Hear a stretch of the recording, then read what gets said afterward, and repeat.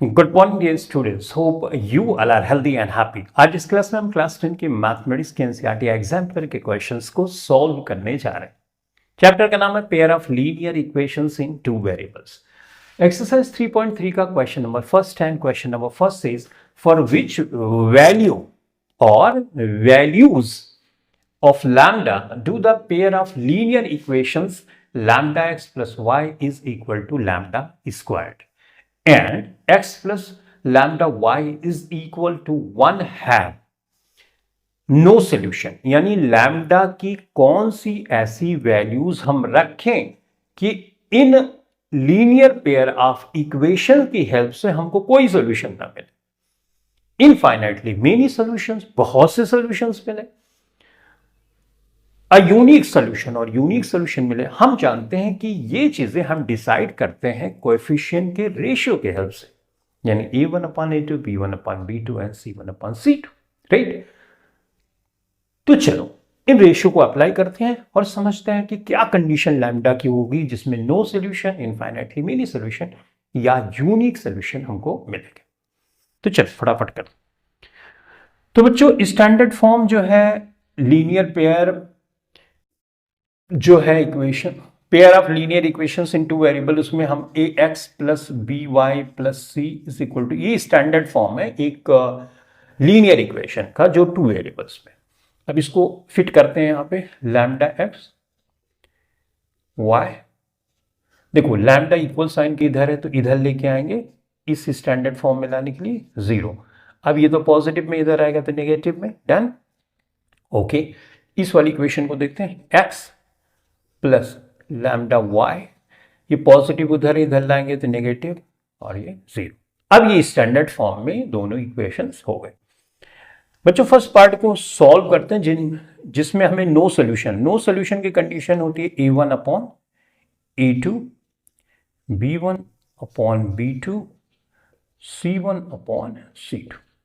यानी a1/a2 के बराबर होना चाहिए लेकिन c1/c2 के बराबर नहीं होना चाहिए। अगर ये कंडीशन आती है तो हमको कोई सोल्यूशन नहीं मिलता, जैसा कि मैंने ऑलरेडी आपको पढ़ाया। अब यहां पे लिखते हैं x के साथ जो कोएफिशिएंट है ये लैम्डा है, यहां पे कुछ नहीं है तो ऑब्वियसली 1 होता है, यहां पे कुछ नहीं है तो पॉजिटिव का 1 है, और यहां पे लैम्डा है और यहां पे लैम्डा स्क्वायर्ड है 1 है। ऑब्वियसली नेगेटिव और पॉजिटिव साइन के साथ कोएफिशिएंट रखना होता है, तो ये नेगेटिव नेगेटिव पॉजिटिव हो जाएगा, डन। अब हम लैम्डा की कौन सी वैल्यू रखें जिसमें ये कंडीशन फुलफिल हो जाए। तो सबसे पहले हम यहां पे बात करें कि लैम्डा की कौन सी वैल्यू रखें कि ये इक्वल हो जाए, ये वाला पार्ट। तो यहां पे अगर 1 रखें, यहां पे 1 रखें, 1/1 इज इक्वल टू 1/1 बराबर हो जाएगा। लेकिन क्या 1 ही ऐसी वैल्यू हो जिसको रखने से ये रिलेशनशिप बिल्कुल इक्वल हो जाए? तो दूसरी वैल्यूज भी हो सकती है, वो कौन सी वैल्यूज है, राइट। इसके लिए हमारी अप्रोच सिर्फ गैस पे डिपेंड नहीं होनी चाहिए, मैथमेटिकल अप्रोच होनी चाहिए, ताकि हम श्योर हो जाए कि सिर्फ और सिर्फ यही वैल्यू है लैम्डा की जिसको रखने से ये इक्वल हो जाएगा। तो ये कैसे निकालेंगे? इसी रिलेशनशिप से निकालेंगे। देखो कैसे। बच्चों यहां पे हम लिखेंगे लैम्डा 1/1 लैम्डा, राइट। यहां से ये ऑलरेडी हमको दिख रहा है, डन। अब लैम्डा को लैम्डा से क्रॉस मल्टीप्लाई कर स्क्वायर इज इक्वल टू 1, तो lambda is equal to square है तो स्क्वायर रूट ऑब्वियसली हो जाएगा ये इस तरह से। और स्क्वायर हम जानते हैं जब स्क्वायर रूट में कन्वर्ट होता है तो पॉजिटिव और नेगेटिव दो वैल्यू लैम्डा की आएगी। अंडर रूट 1 का स्क्वायर रूट तो 1 ही होता है, तो इसका मतलब पॉजिटिव 1 होता है, राइट। तो हमने यहां पे रख दिया पॉजिटिव, यानी लैम्डा की दो वैल्यूज हैं जिसपे ये इक्वल हो जाएगा। रख के आप देखो, यहां 1 रखोगे, 1 रखो इक्वल, -1 तो भी इक्वल। यानी लैम्डा की दो वैल्यूज हमको मिली जिसपे λ/1 इज इक्वल टू 1/λ होगा ही होगा। लेकिन अब इन दोनों वैल्यू में से कौन सी वैल्यू है जो इसको इक्वल करे लेकिन इसको इक्वल नहीं करे? तो दोनों रख के हम देख लेते हैं। बच्चों पहले हम रखते हैं at lambda is equal to positive का 1 रखते हैं। ये लैम्डा है तो 1/1 हो गया, ये 1/1 हो गया, और यहां पे हमारे पास 1 का स्क्वायर्ड है, ये 1 हो गया। 1/1 का मतलब 1 1 स्क्वायर्ड का मतलब भी 1, ये तो इक्वल हो गया। इसका मतलब +1 इस कंडीशन को फुलफिल नहीं कर रहा है। तो अब हम रखते हैं at lambda is equal to -1 पे, राइट।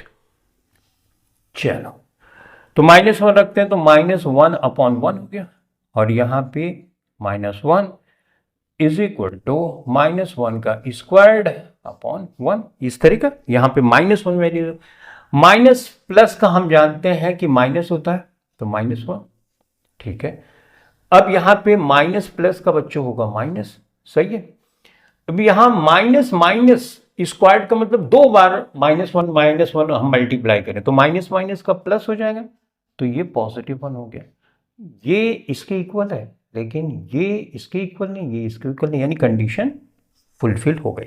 तो कौन सी वैल्यू है, लैम्डा इज इक्वल टू -1 पे हमको नो सोल्यूशन मिलते हैं, तो हम लिखेंगे at lambda is equal to -1 we get no solution, और यही हमारा आंसर हो गया। तो आपने देखा कैसे अप्रोच करके क्वेश्चन को सॉल्व करना है।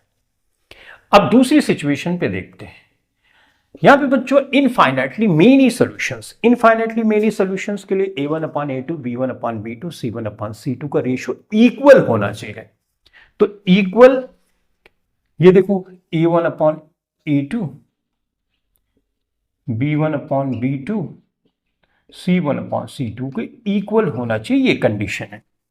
तो बच्चों यहां पर हम ऑलरेडी कर चुके हैं कि लैम्डा पे की वैल्यू अगर +1 रखें तो सब इक्वल हो जाता है, राइट। 2 वैल्यू में से कोई एक वैल्यू ही होगी, तो जिसमें 1 रखने, +1 रखने पे इक्वल हो जाता है। तो हम यहां पे डायरेक्टली भी लिख सकते हैं कि at lambda is equal to +1 we get infinitely finitely many solutions, right. दोबारा करने की क्या जरूरत है जब ऑलरेडी हम यहां पर कर चुके हैं, सही। अगर आप और ज्यादा अच्छे से लिखना चाहते हो तो यहां पे लिख दोगे फ्रॉम द सेक्शन 1 आप question first we have already solve that at lambda is equal to +1 a1/a2 b1/b2 and c1/c2 becomes equal। अब यहां पे तीसरा पार्ट हम सॉल्व करते हैं। तीसरे पार्ट में यूनिक सॉल्यूशन, और बच्चों हम जानते हैं कि यूनिक सॉल्यूशन के लिए a1/a2 का रेशियो b1/b2 के रेशियो के इक्वल नहीं होना चाहिए। अब हमने यहां पे जो भी निकाला है वो इक्वल के लिए निकाला है। 2 वैल्यूज पे इक्वल होता, +1 और -1, यहां पे हमने निकाला ना। जब इक्वल रहता है तो उस रिलेशनशिप से ये यानी +1 और -1 रखने पे हमको इक्वल a1/a2 b1/b2 का रेशियो मिलता है। इसका मतलब इसके अलावा जो भी छूटेगा उस पर इक्वल नहीं होगा, राइट। यही तो बात हुई। अगर इस पे इक्वल होना ही होना है तो इसके अलावा और तो कुछ बचता नहीं इक्वल होने के लिए, तो जो बचता है वो अनइक्वल करेगा। तो हम यहां पे लिख सकते हैं we get a unique solution, unique solution at all real values except मतलब छोड़ के, except lambda is equal to positive negative 1, और ये हो गया हमारा आंसर। तो I hope you have understood how we solve this question and the approach as well.